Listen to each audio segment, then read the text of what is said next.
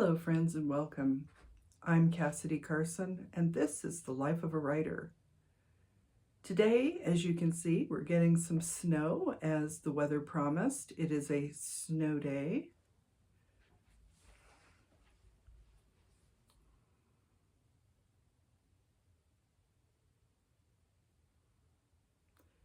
Hello, friends, and welcome. I'm Cassidy Carson, and this is The Life of a Writer.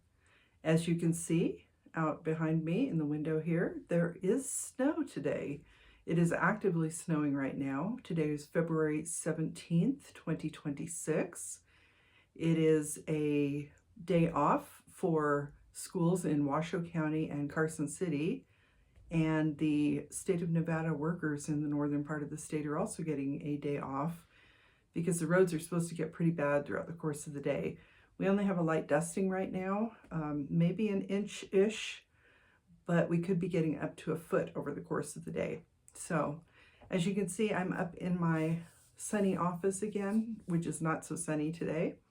And I'm wearing a scarf in the house, which plays into what I'm going to be discussing. Oh, so thinking about snow days past reminded me, especially with this oh so colorful scarf. This is something that my aunt made me in the 1970s. She made a matching hat, which I can't find at the moment, so I'm just wearing my normal warm, cozy hat. But this scarf, as you can see, is very eye-catching. It has 2 stripes on one side, 3 on the other. Nice bright colors. So the reason I'm wearing this is because I'm thinking of a particular snow day when I was a teenager. My cousins and I went up to Lake Tahoe, which is not too far away. So I must have been probably in my later teens at that point because my grandparents lived up here in Carson City. I don't remember if I was still living in California at the time. I think I was. But my cousins, who were all very athletic, decided that they wanted to go skiing. And as one of the younger cousins, I was kind of the tag-along. So my aunt and uncle and parents convinced my athletic cousins who knew how to ski to take me with them. And we went up to Heavenly Valley, which is still operating, still a very popular resort. And we decided to go skiing. Since I was not a skier, I did not have the appropriate ski clothing, like the overalls, the waterproof insulated overalls. So I was wearing jeans and just a cute jacket. And I had never, ever been on skis in my life, which also factors into how this story turns out. So I was wearing my jeans, my jacket, this scarf, and the matching hat. And this really comes into play as the course of the day evolves.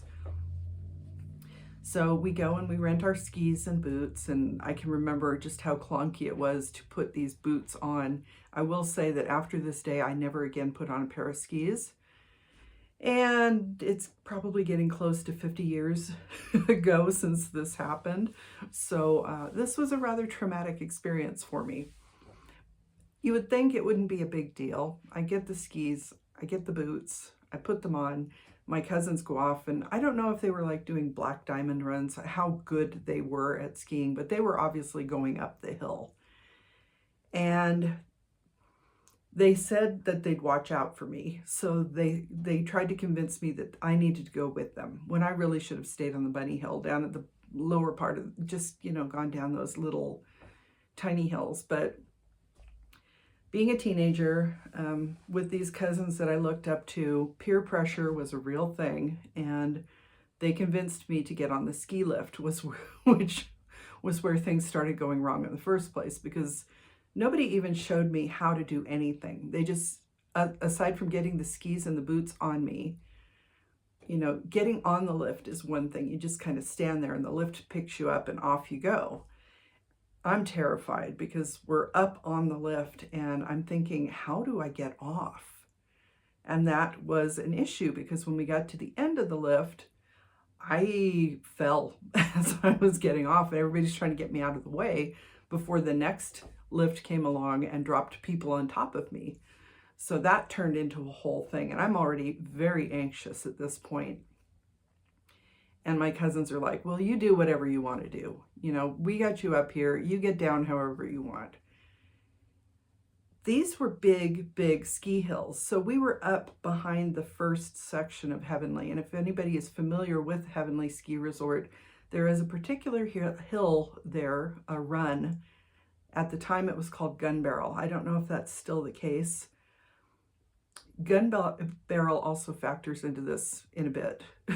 So I'm up here past the first hill. There's a little valley, and my cousins have gone off skiing, and I'm there, and I have no idea what to do. So there is a trail. It's not a direct ski run. It's an actual, just kind of a trail where maybe you do a little bit of cross-country kind of skiing without getting up to speed. It gradually wound down the mountain back to the actual ski resort area. So I decided that that's what I was going to do. I didn't know how long it was going to take me. And like I said, nobody had showed me how to do anything on skis. So I'm trying to go along as I can. After a while, I just get frustrated. I take off the skis, throw them over my shoulder, and I'm just walking down this path. And time is passing.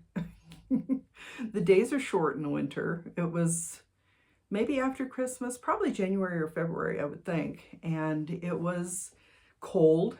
It wasn't actively snowing that day, but it was pretty icy because I remember that being the 1970s, my jeans were not really the super flared bell bottoms, but they were bell bottoms. So they fit around the ski boots pretty well, but then they froze.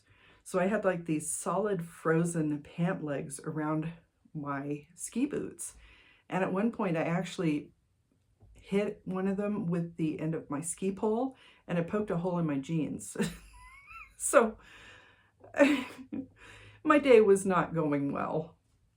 And I'm walking down the hill, and it's gradually getting darker and darker. I have no idea where my cousins are at that point, way before cell phones. I was just up there on my own. We were going to meet back down at the lodge to head home later in the day, and it was actually pretty terrifying. Somewhere along the way, I don't remember specifically if I lost my hat or this scarf, because I still have both. I just don't know where the hat is right now. But somewhere along the trail, I lost either my hat or my scarf. And since they were so unique to my aunt having made them, and since a couple of my cousins were the kids of the aunt who made them for me, they easily recognized them. And somewhere along the line, someone had skied out of bounds off the side of the hill, not like on a cliff kind of thing, but they'd gone into the rocks and the trees and gotten injured. So when I lost either my hat or my scarf, somebody along the way found it, took it down to the lodge, and my cousins are down there waiting for me. So they saw the distinctive knitwear that had been found on the trail, and they heard that somebody had skied off into the trees. And, you know, at this point, they're thinking, oh my God, we've killed our cousin. We're in so much trouble. I'm hearing this later, of course, because at that point, I was still up on the mountain, and it was getting dark, and it was getting colder. And I guess the tradition, the routine, I guess you would say, is that the ski patrol goes around as the day is winding down to make sure there are no people left on the mountain as it's getting dark. So a ski patrol actually came by, and they had one of the sleds that they take injured skiers down the hill in. And he, you know, strapped me into the sled and was taking me down the mountain. And we were going down Gun Barrel, which is a pretty steep slope. It's a steep run, and it is, I think, one of the expert runs. And we kept flipping over, and it was terrifying. I will say that the view of Lake Tahoe was incredible, but I was too freaked out to enjoy the view at that point. As we were heading down the hill, partway down, somebody else was walking along, and it turned out to be the friends of one of my cousins who had also gotten stuck on the hill. So she ended up strapped into the sled with me as we were, we flipped over a few more times on the way down because the ski patrol person was obviously a pretty expert skier, but with all the ice and the snow, I think at that point in the season, especially at that point in the day after people have been skiing all day, there were a lot of extra slick, solid kind of ice portions of the run. And if we hit one of those, the sled would bounce and flip over. So it took us a while to get down the mountain yet. And meantime, my cousins are down in the lodge waiting, terrified that, I've frozen up there or something, and finally get down there and meet up with them. And yeah, that's why I never again put on another pair of skis after that day, because that was a terrifying experience. Like I said, I have vivid memories of the beauty of the view, but I also remember just how terrifying it was to be stuck up there and to be going down this expert ski run in a sled being pulled by the ski patrol. So that's why I am wearing this right now, because I was thinking about that day. And afterward, I also remember that we ended up stopping off at Burger King to have dinner, because skiing or not skiing and walking down the mountain make you very hungry, especially in the cold. And there was a lot of rehashing of the experiences of the day. And if I remember correctly, we were all trying to get our stories straight so that they wouldn't get into too much trouble, because aside from being terrified and frozen, I really was no worse for the wear. It was just a really scary experience for me. So on this relaxing snow day where I'm sitting in my nice warm house wearing the evidence of my teenage years, I was just thinking about that and thought I would share a little bit, because it is a funny story looking back. And like I said, it's been probably almost half a century at this point since it happened. So I can look at it and laugh, whereas at the time I was really not happy with my cousins, which I think most people would understand and agree with me. You shouldn't convince people to go places that they are not qualified to go. And I don't know at this point in my life, at this age, if I will ever again put on a pair of skis. I've occasionally thought that cross-country skiing might be fun, or snowshoeing, but I don't tend to go out a lot in this kind of weather. There have been other snow days that have been memorable over the years. As I mentioned at the beginning of the video, the state of Nevada is closed down today, at least in northern Nevada. The state offices are closed because they don't want too many people on the roads when it's slick. And I remember a day when I was still working at the state archives where we had a very, very heavy snow day. It was much heavier than this, and you could not see because it was low clouds / fog, kind of like Pogonip icy fog, and everything was white. And we were released from work early. So I lived in the neighborhood with a coworker of mine and drove him home, and couldn't see the road at all. So it was a long drive home. We drove probably 10 miles an hour through the snow. I didn't go off the road at any point because there were some boundaries, but I've had some interesting experiences with snow. And growing up in California, we didn't get a lot of snow in the valley. Very, very occasionally at that point in the 1970s, we might get a dusting. And I remember I was in junior high school, and we got a dusting of snow. And I mean, it wasn't even enough to cover the ground. You had little patches of dusting of snow, and they sent us home. Probably because nobody could concentrate. We were more used to having the heavy, dense tule fog that's so common to the valley in the winter. So even the lightest touch of snow was enough to close down the schools at that time. I'm sure they wouldn't do that anymore. And with the weather changes, the changes in the weather patterns, I don't know if they've gotten snow down in the valley since then, maybe. So snow days can be a lot of fun. I enjoy, especially now that I don't have to go out if I don't feel like it, I enjoy looking out the window at the softly falling snow, and it's so quiet out there since everybody is home. Obviously, the normal stores and the businesses are open, but the state offices are closed, and Carson City is very heavily um, state office employees. There are quite a few because we are the state capital, and then the school district is closed as well. So a lot of people are just hunkered down at home. So it's a very cozy day, and it was a good day to think about some of those memories of snow days past.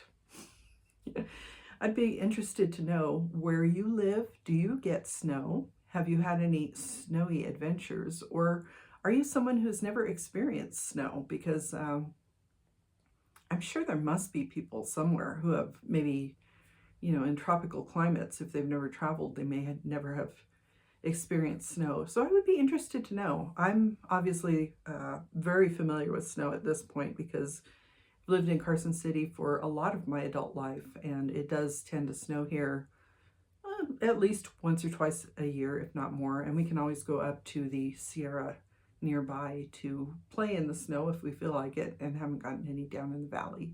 So are you from a snowy area? Are you not from a snowy area and someone who has never experienced snow? I'd be really interested to know. But I need to get down to get some work done. I'm still doing the beta revisions. I will say that yesterday I had hoped to get chapter 5 written and move on to the successive chapters, but with the storm coming in, I really wasn't feeling well.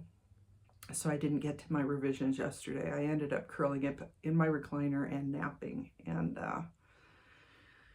obviously that was the best option at the time because I felt so poorly. My head was really bothering me. So today, it is currently a little bit after 9 a.m. I'm going to get this video posted, and I'm going to spend the bulk of my day hunkered down in the house, enjoying the view outside and doing my beta revisions. JT is actually downstairs working on Sheriff in Nevada Book 4. He chose not to go out today, even though he probably could have. And it's going to be a cozy writing day here at the worldwide headquarters of 2 More Books. So I thank you for joining me on this snow day memory discussion, and I look forward to catching up with you again tomorrow. We'll see how much snow we actually end up getting, and if it is fairly deep tomorrow, I may see if I can get a little footage outside. I thought about doing it this morning, but didn't really feel like going out in the cold, which is why I'm bundled up in the house. Today is also Chinese New Year. If you are celebrating, that is the beginning of the year of the fire horse from what I've seen. So I hope it is an auspicious beginning to your new year. If you are following the Chinese calendar, and even if you're not, it is interesting to learn about how other cultures celebrate the passage of time. So if you are not familiar with the Chinese New Year, maybe that's something to go research. I hope you have a wonderful day. I'm Cassidy Carson. This is the life of a writer. Take care.